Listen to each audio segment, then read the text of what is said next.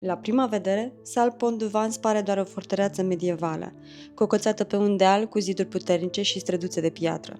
Dar adevărata lui magie se ascunde în poveștile pe care le-a trăit.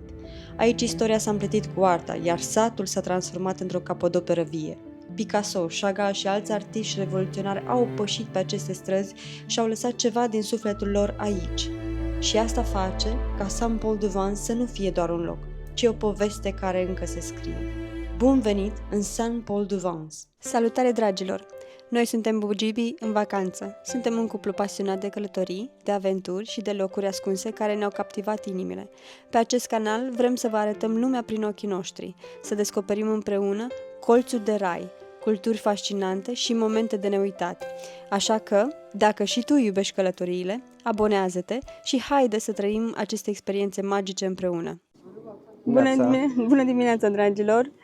Nu o să vă vină să credeți unde am ajuns. Suntem în Saint-Paul-de-Vence, pe Coasta de Azur. Practic, un sat care nouă ne-a furat inimile de foarte multă vreme și am zis să vă arătăm și vouă cum arată acest sat de pe Coasta de Azur. Bine ați venit în Saint-Paul-de-Vence!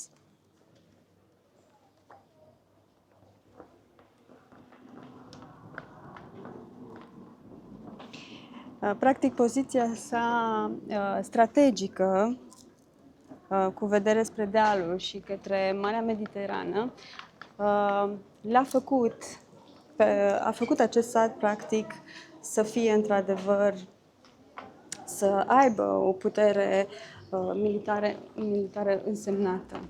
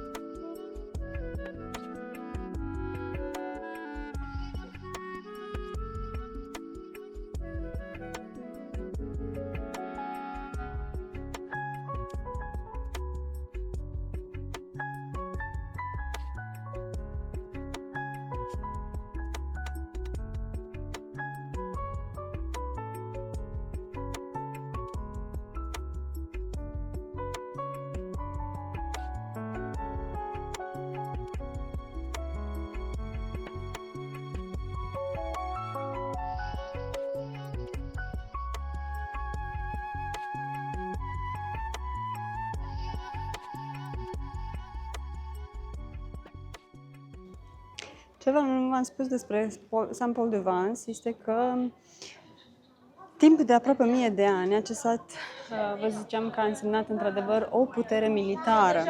Dar în secolul 20, un alt fel de cuceritor a sosit aici, nu cu săbii, ci cu pensule. Artiști atrași de lumina unică de la liniștea locului și de energia creativă care încă plutește în aer. Așa că azi călătorim practic prin două lumi. Mai întâi o să descoperim practic fortăreța medievală, după care Descoperim în același timp o operă de inginerie militară și ne confundăm în revoluția artistică ce a transformat acest loc al războiului într-un sanctuar al creației.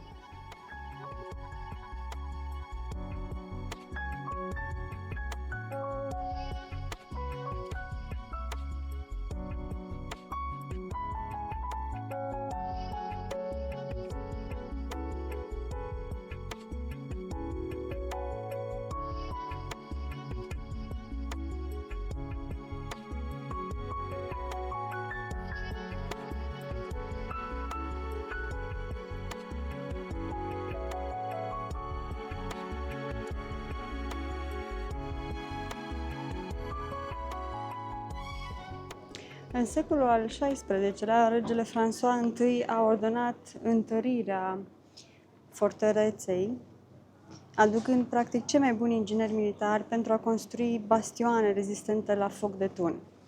Și pentru că a avut această viziune, satul a rămas incredibil de bine conservat până în zilele noastre, după cum se observă. Iar poarta pe sub care noi am trecut, poarta avans, are un turn impunător și practic noi am pășit în momentul de față înapoi cu 500 de ani. Iar piatra pe care călcăm e aceeași pe care au călcat soldații, nobilii și ulterior meșteșugarii.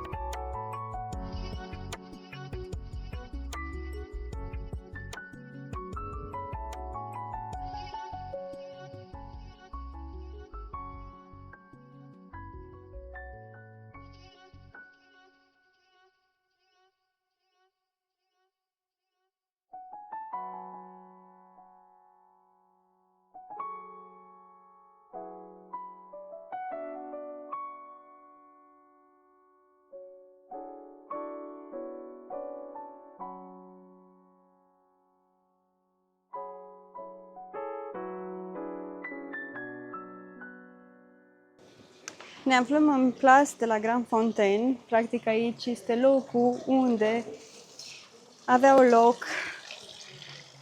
toate ceremoniile, toate veștile care se aduceau în sat.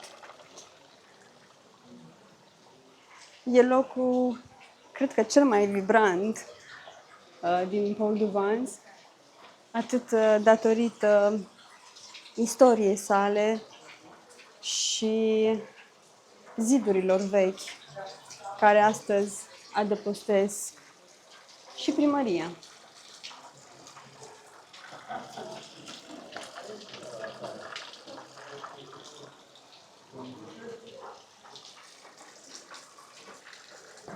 Chiar și biserica principală are părți care datează din secolul al XIV-lea, iar micile capele par scoase dintr-o poveste veche.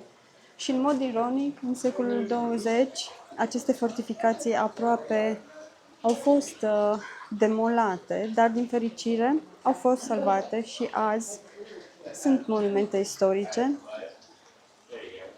Dar mai mult de atâta, noi ne putem bucura de ele din plin.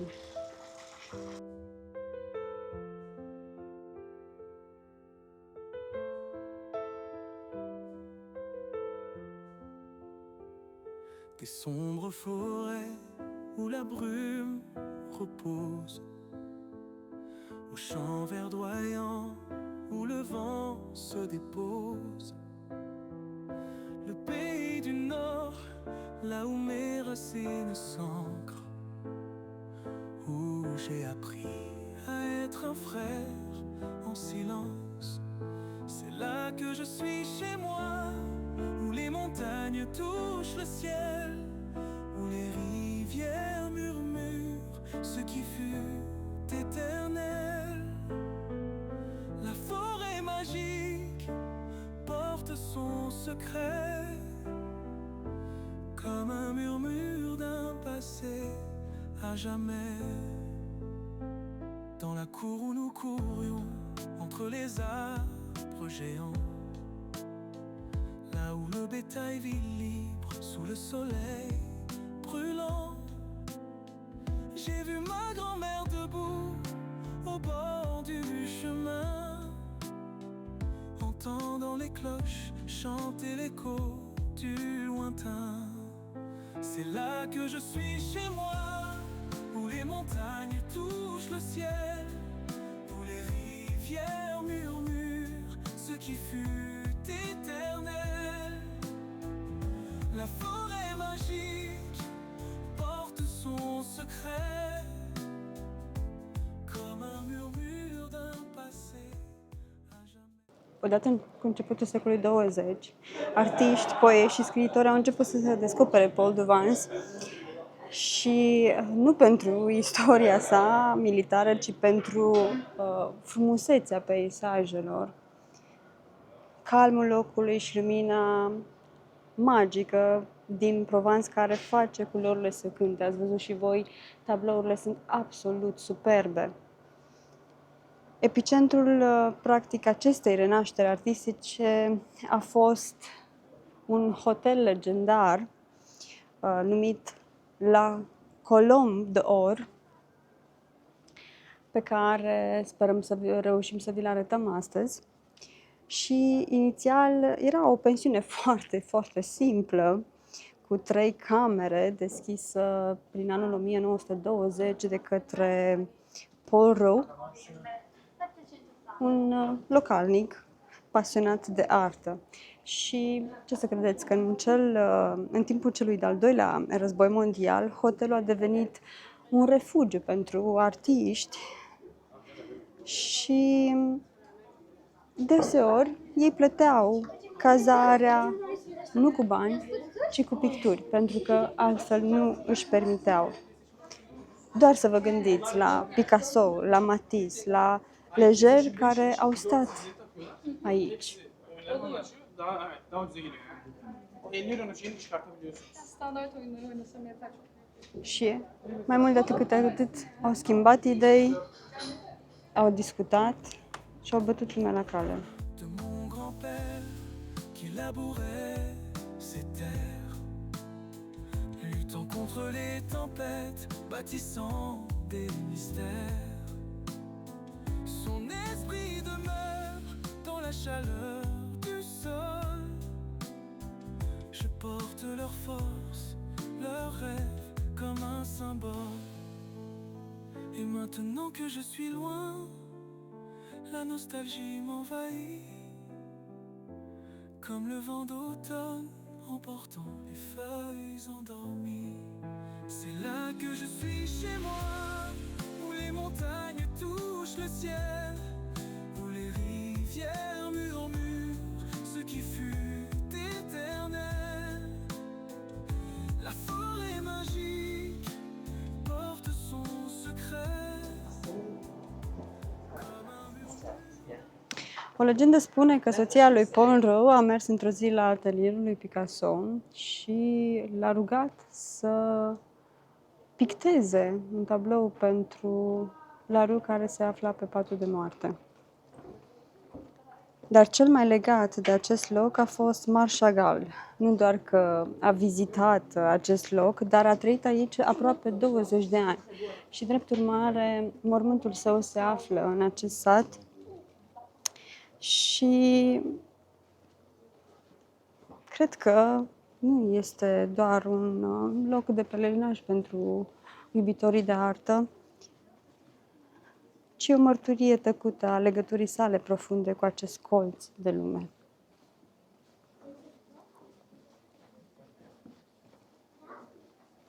Bineînțeles, dacă sunteți fascinați de acest loc, așa cum suntem noi, nu uitați să vă abonați la canalul nostru, pentru că este absolut gratis și astfel nu o să pierdeți multitudinea de călătorii pe care noi le facem în aceste locuri incredibile din întreaga lume, sperăm noi. Un like și un comentariu ne ajută enorm să continuăm acest tip de conținut.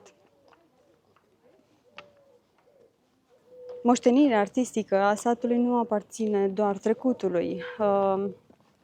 Pulsează vie prin fiecare colț din Saint-Paul-du-Vence, începând de la Rue Grand, care este strada principală. Tot satul e un adevărat muzeu în aer liber.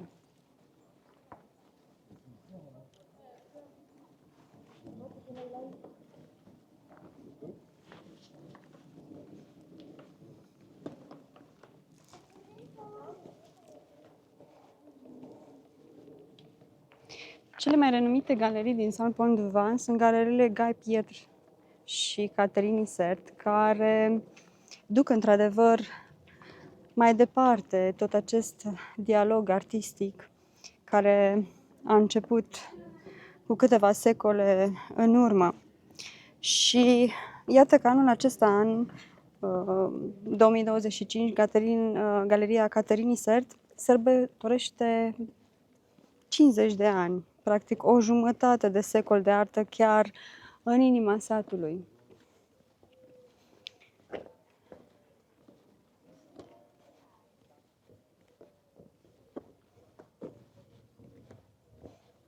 Chiar și clădirile istorice ale satului participă la o conversație artistică, mi-mi place mie să zic, pentru că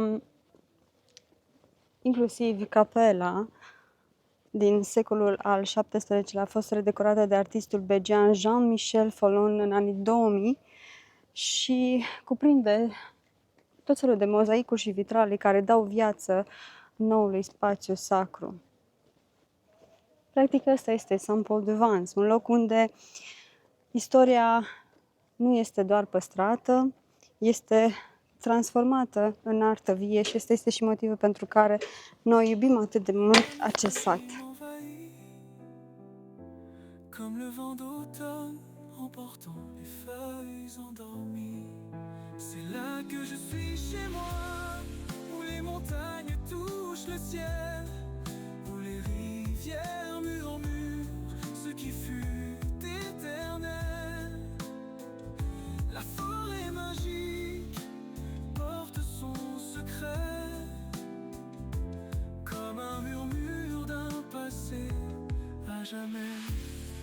Alors que je continue sur mon propre chemin, je garde l'aile cinglant près de moi, serein. La forêt magique porte son secret, comme un murmure d'un passé à jamais.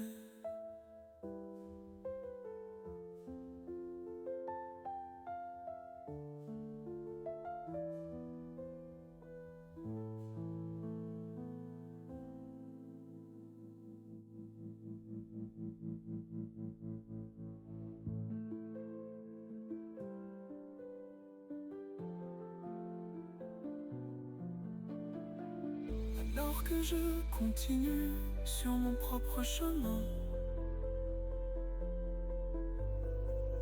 je garde elle cinglant près de moi, serein.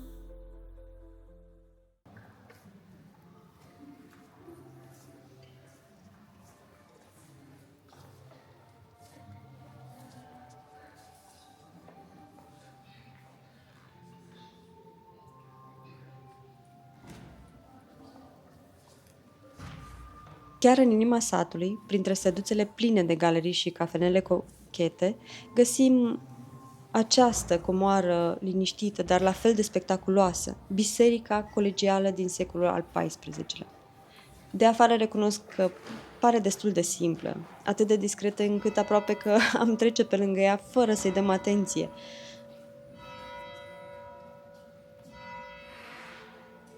Dar odată ce pășești în interior, surpriza cumva începe, pentru că e o combinație de stiluri și asta pentru că biserica a crescut și s-a schimbat de-a lungul secolelor. Construită inițial în secolul al XIV-lea, ea a primit un adevărat makeover baroc în secolul al XVII-lea. Așa că, dacă ridicăm privirea, vedem contrastul. E un tavan boltit impresionant, capele încărcate de culoare și sculpturi aurite, picturi care cumva îți spun povești.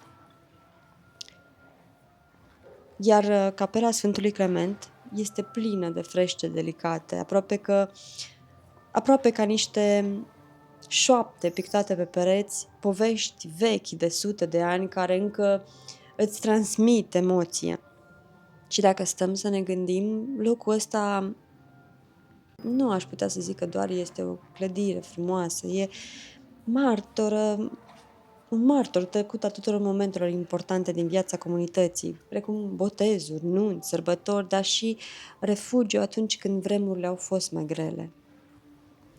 Și pentru că suntem în Saint-Paul-de-Vence, unde arta e pretutindeni, chiar și aici, între zidurile acestea reci, simțim cumva o vibrație artistică. Pentru că dacă închizi ochii pentru câteva secunde, poți să-ți imaginezi cavaleri medievali intrând în această încăpere. Apoi, dacă sărim câteva secole, ne imaginăm artiști boemi ai satului oprindu-se pentru câteva clipe să caute inspirație în această capelă. Toți au lăsat ceva în aerul acestui loc și cred că asta face biserica specială. Nu e doar un monument de vizitat, e un spațiu unde istoria și arta se îmbrățișează.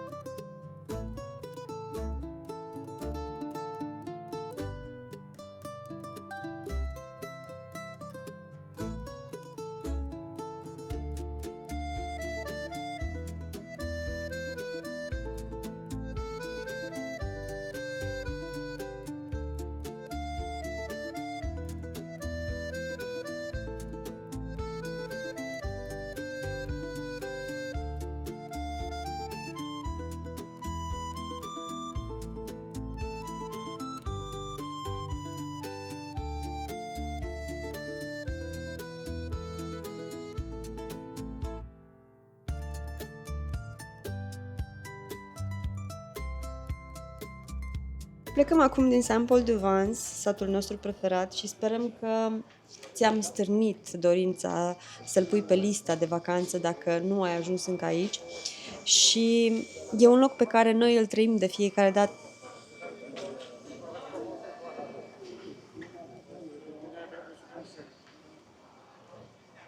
Și alte ori îl visăm cu ochii deschiși. E practic o poveste în care pășim și pe care o luăm cu noi de fiecare dată. Noi ne îndreptăm acum către următoarea noastră destinație de azi și abia așteptăm să o descoperim cu voi. Iar suntem curioși, spuneți-ne în comentarii vouă ce sat v-a rămas cel mai aproape de inimă din călătoriile voastre. Suntem curioși dacă l-am vizitat deja sau urmează să-l punem și noi pe lista noastră. Vă pupăm, dragilor!